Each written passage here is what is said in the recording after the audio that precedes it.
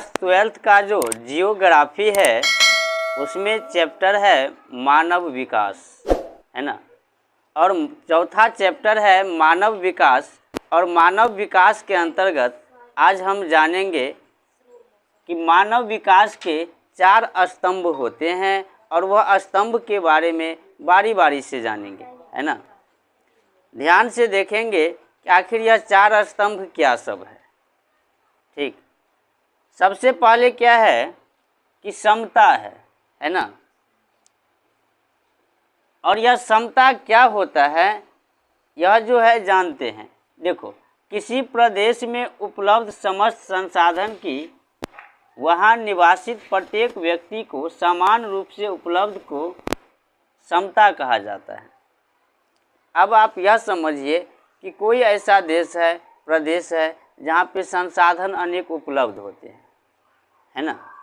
जैसे कि कोई पहाड़ी संसाधन हुआ, है ना, कोई जड़ी बूटी हुआ या कोई विकसित जो भी हो, पेट्रोलियम हुआ, खनिज हुआ। अब वहाँ पे जो भी लोग रहते हैं उस देश में, यदि सभी को बिना भेदभाव किए यदि सभी को बराबर बराबर भाग में बांट दिया जाए, दे दिया जाए, है ना, तो वह क्या होगा, उसको समता कहेंगे। समता का अर्थ क्या हुआ कि जो भी संसाधन है उसको बराबर बराबर भाग में वहाँ के रहने वाले लोगों को दे दिया जाए। देखिए, लोगों को संसाधन बिना भेदभाव किए देना चाहिए। आपको समझ में आया है ना। आखिर बिना भेदभाव किए, कोई धर्म, कोई जाति, कोई लिंग, है ना, इसके भेदभाव नहीं करना है। जो भी संसाधन है, चाहे अमीर है या गरीब है, कोई भी कास्ट का हो, उसको बराबर बराबर भाग में दे देंगे। कोई भी क्षेत्र में जहाँ पे लोग रहते हैं और वो संसाधन का बराबर भाग में बांटकर सभी लोग उपयोग करते हैं, उसको कहते हैं समता, है ना। तो पहला क्या हुआ, समता। चलिए, दूसरा है सतत पोषणीयता। सतत मीन्स लगातार, है ना। अब लगातार पोषणीयता क्या है वह जानते हैं। ठीक, कहता है किसी क्षेत्र में उपलब्ध संसाधन का उपयोग विवेकपूर्ण ढंग से इस प्रकार किया जाए कि इन संसाधन का उपयोग आने वाले पीढ़ी कर सके। अब देखिए, अभी हम लोग जो भी संसाधन का प्रयोग करते हैं, आखिर भविष्य में तो उसका भी उपयोग हो सकता है ना। कई ऐसा दिवस होता है जिसमें पानी बचाने के लिए कहा जाता है, पेड़ बचाने के लिए कहा जाता है। अगर हर एक चीज़ अंधाधुन हम उपयोग करें, आखिर संसाधन कभी न कभी खत्म होगा, है ना। कमी पड़ता है, चाहे कोई भी चीज़ का संसाधन हो। आखिर सतत पोषणीयता का अर्थ यह हुआ कि यदि कोई संसाधन है कोई भी क्षेत्र में, कोई भी देश में, तो वह संसाधन का उपयोग हम इस प्रकार से करें, है ना, इस प्रकार से संसाधन का उपयोग करें कि आखिर उसको भविष्य में भी बचा कर रखा जा सकता है। जो आने वाली पीढ़ी है वह भी उपयोग कर सकता है ना।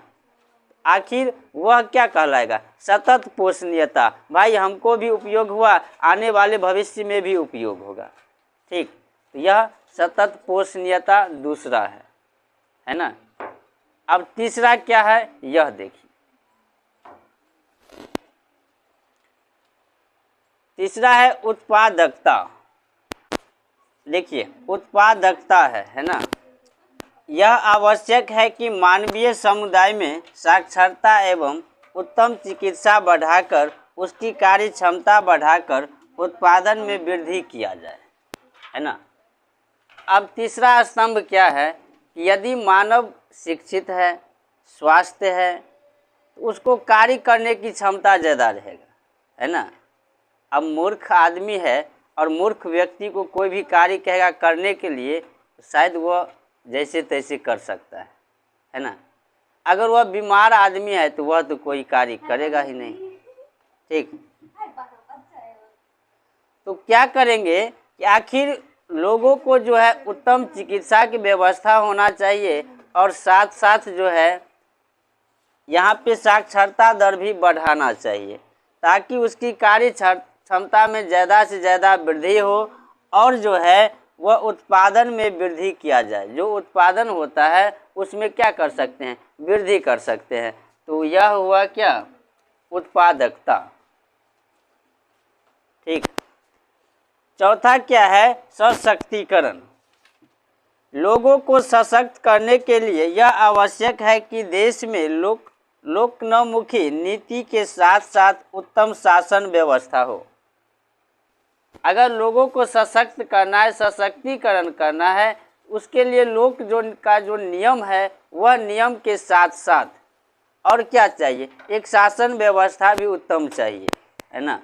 आखिर प्रशासन भी, जो शासन व्यवस्था है वह भी अच्छा चाहिए, जिससे क्या होगा कि इसमें पिछड़े मानवीय समूह में सशक्तिकरण का महत्व होगा। जो पिछड़े मानवीय समूह है उसको सशक्तिकरण का जो है समूह होगा, ज़्यादा से ज़्यादा वो महत्व समझेगा।